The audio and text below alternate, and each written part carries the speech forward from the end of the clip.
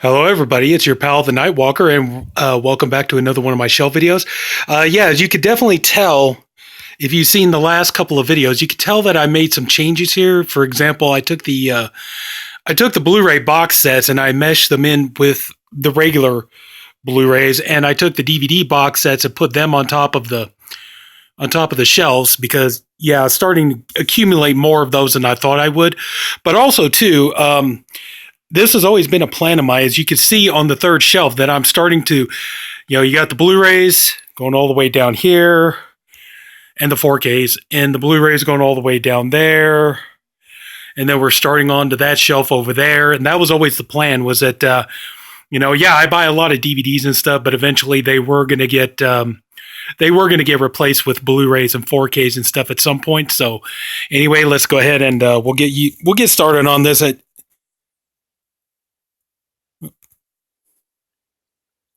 Okay.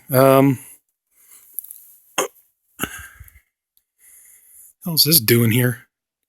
Normally that's always there on the shelf with all the other stuff. Why is it here on the floor? That's weird. Okay.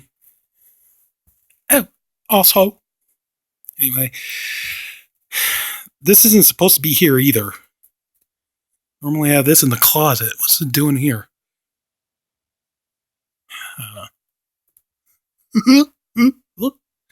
Anyway, let's go ahead and we'll get started on this video. All right, so now we're down to shelf number 4. And as you can see, like I said, I put a lot of the box sets in and everything, so you can tell a lot of stuff's been moved over here. So you can see.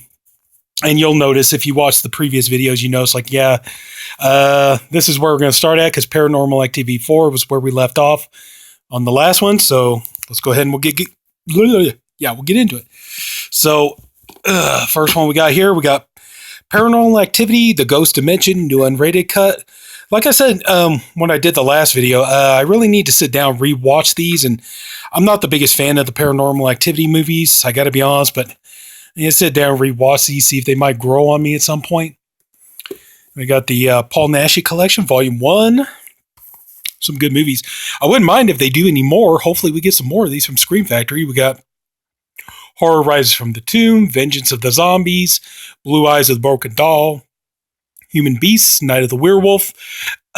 Really great set to have. I reviewed both Horror Rises from the Tomb and Blue Eyes of the Broken Doll on body bags when we did our Paul Naschy week. So that was kind of cool. And we got Volume 2, another great set here. So this one has Hunchback of the Morgue, a dragonfly for each corpse, the devil's possessed, exorcism, and the werewolf and the yeti. So yeah, I wouldn't mind too much if Scream Factory decides we need more of these, because I wouldn't mind buying them. All right, we got the Peanuts Holiday Collection. If I come across it for a good price, I'd upgrade to the 4K, but for right now, this does really well.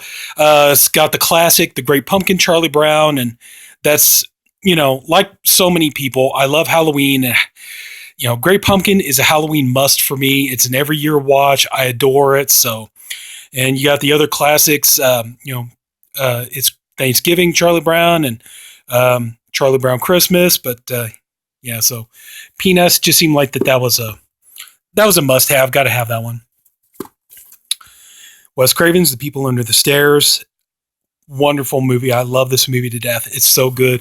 I remember seeing it in the theater when I was a kid, and just so good. So good. I'm a total Wes Craven fan.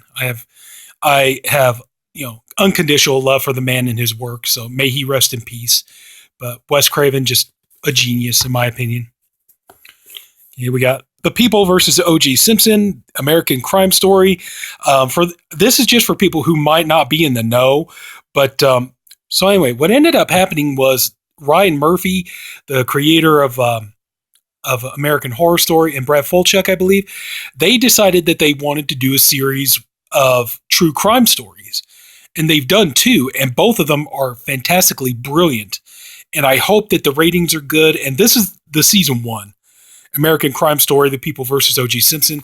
All-star cast. You got Cuba Gooding Jr. playing Cuba Gooding Jr. playing O.J. Simpson. You got Sarah Paulson, who, if you're a fan of American Horror Story, Sarah Paulson playing Marcia Clark. You got, John Travolta, David Schwimmer, Nathan Lane, so many, all-star cast pretty much.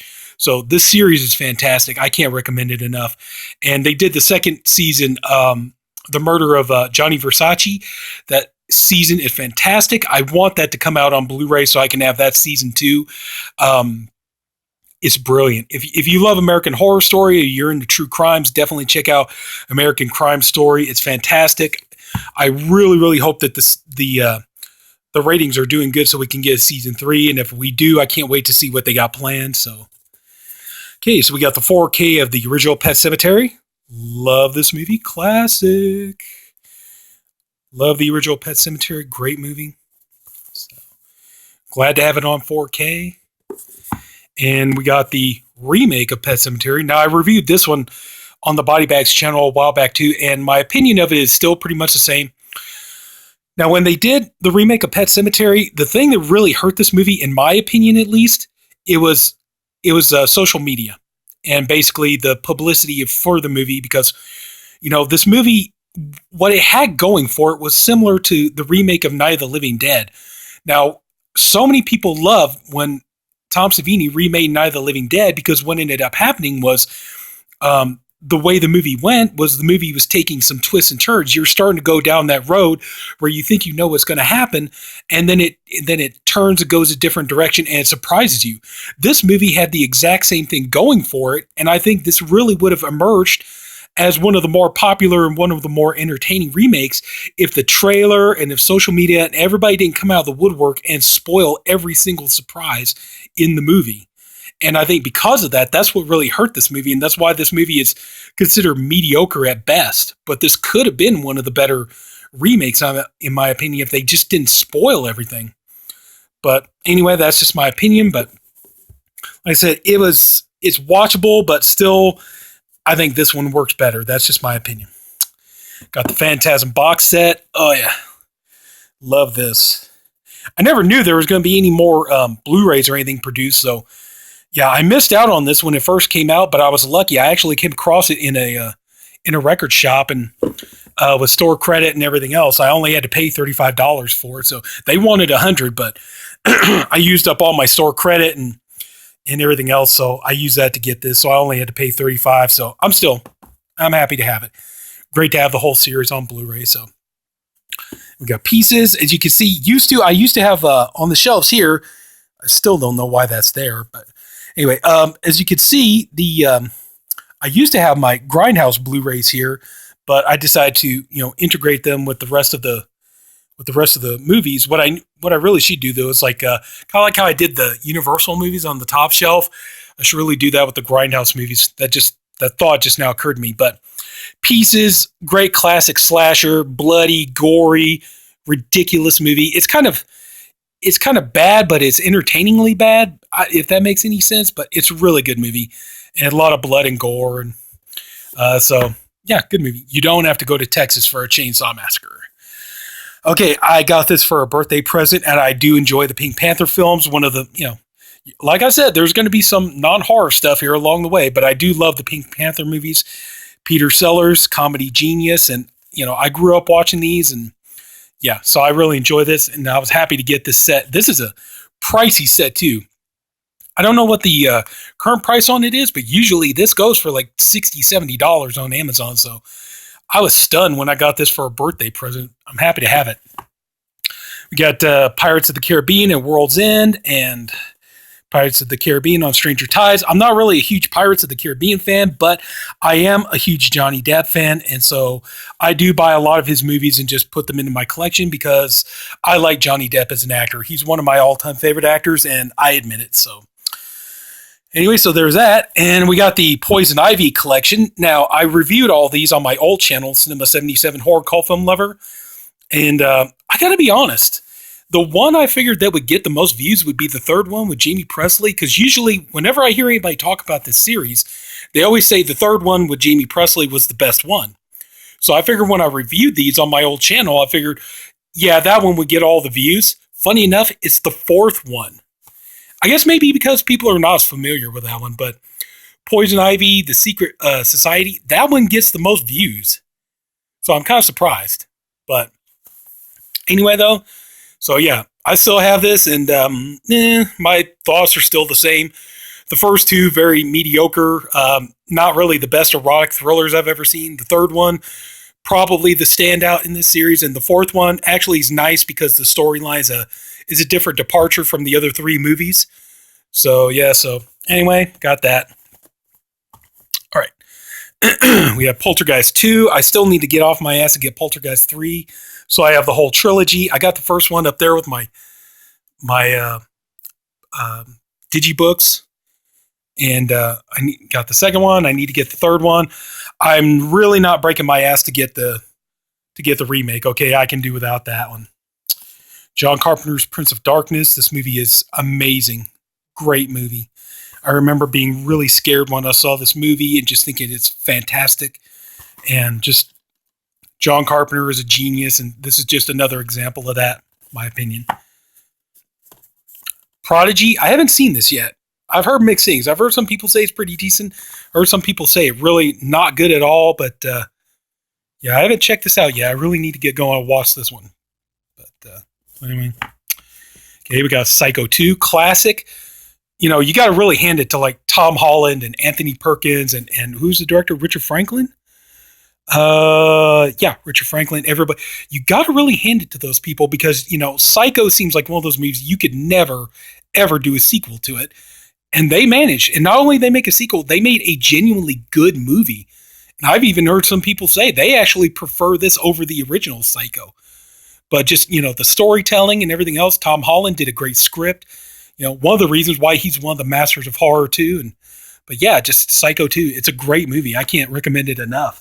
You know, Psycho 3, good sequel. Not the best in the series. Not my favorite, but still a good movie. You know, Perkins not only starred, but he directed this one too.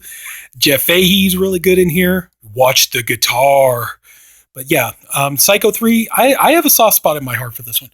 Actually, I think I like all the Psycho movies, except for the remake. I can't stand that remake. That remake is pathetic.